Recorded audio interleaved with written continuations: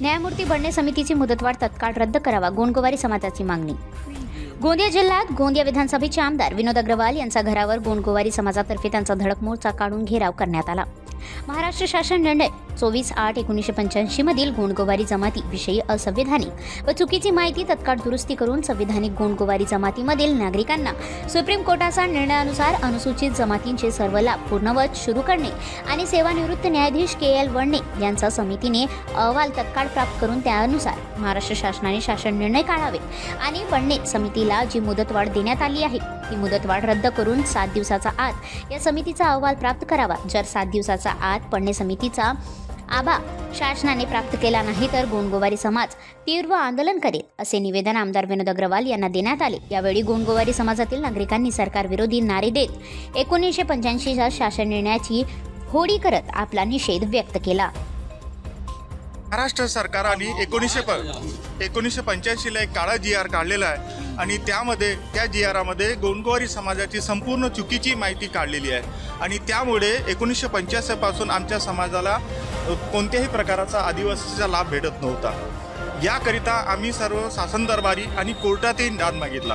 कोर्टाने आम्हाला दाद दिला, पण तोही दाद सुप्रीम कोर्टामध्ये जाऊन त्या सुप्रीम कोर्टाचा निर्णयाच्या विरोधात जाऊन ही राज्य सरकार काम करत आहे। सुप्रीम कोर्टाने आपल्या निर्णयात हे सांगितलेलं आहे की खरं गोंडगोवारी कोण आहे। ज्या व्यक्तीच्या घरी ढाल, नागोबा, वाघोबा ह्या प्रकारच्या संस्कृती आहेत आणि त्यांची सरनेम नेवारे, राऊत, चचाने, ठाकरे ही सरनेम असून सुद्धा ही राज्य सरकार आम्हाला कोणत्याही प्रकारचा STचा लाभ देत नाही आहे आणि याकरिता आम्ही आमरण उपोषणावर आमचे 3 बंधू बसलेले होते। त्या आमरण उपोषणाच्या अंती या राज्य सरकारने एक वडणे समिती सेवानिवृत्त जजेची गठीत करली आणि त्या वडणे समितीला सांगितलं की तुम्ही 6 महिन्याच्या आत सत्य परिस्थिती या गोंडगोवारी समाजाची आमच्या राज्य सरकारला सादर करावे।